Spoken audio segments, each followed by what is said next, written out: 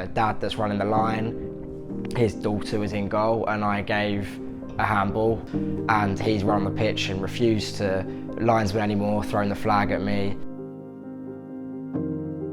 Referee abuse is an issue football has been fighting against for years. Recently, the topic has found itself back in the media's spotlight following a series of altercations between players and officials in the Premier League. However, it isn't just the Premier League where this abuse is frequent. It happens up and down the country at a grassroots level every single week.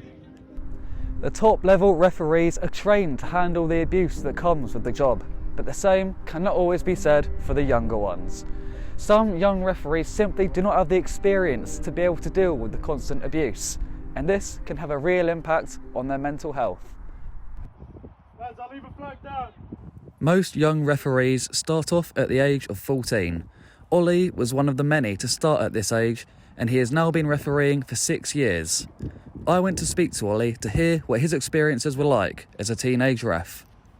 I think there was a bit of a gap between when actual abuse might have started.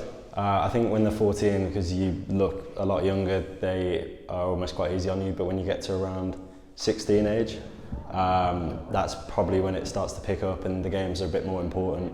Yeah, I would say you think about it the day afterwards and it might play on your mind. It takes a lot of mental strength to keep going, but unfortunately for some, it can get too much. This is why young referees so often end up quitting. I know people that also referee that had enough of abuse and that's enough for them and they don't want to carry on. People don't want to put up with the anxiety that comes with refereeing abuse for the amount of money they receive and for the amount of time that they spend. Enfield United goalkeeper Nathan is one of these young referees who gave up the job. He also started refereeing when he was 14, but after 3 years, put down his whistle as a result of abuse. I wanted to find out how Nathan was affected by the abuse and why it caused him to quit. When you're being shouted and screamed at every week, it's obviously going to have a detrimental effect on obviously like mental health and stuff like that. I would say towards the end, I just wasn't happy anymore because it was a week in, week out kind of occurrence and it ruined my weekends and it got to the point where I no longer looked forward to it. I was like, oh, I've got a referee today. It was like, I don't want to be doing that.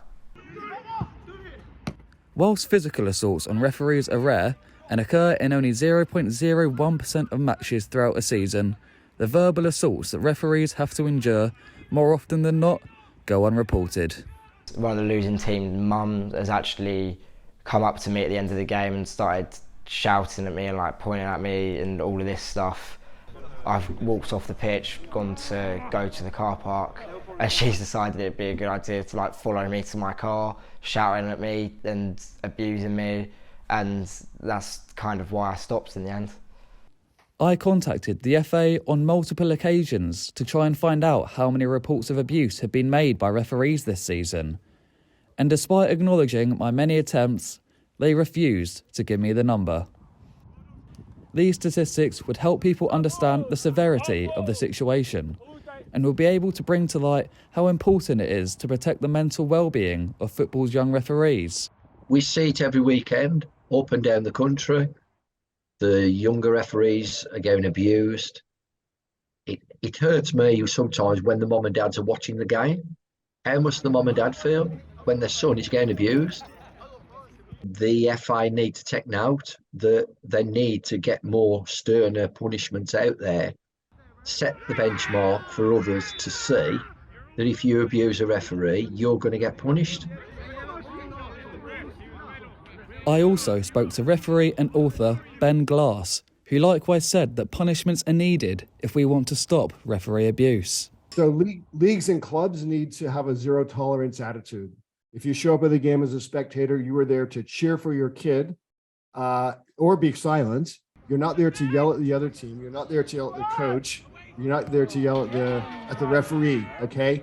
And if you choose to do any of those other things, I'm sorry, you have to go in the parking lot and you can wait.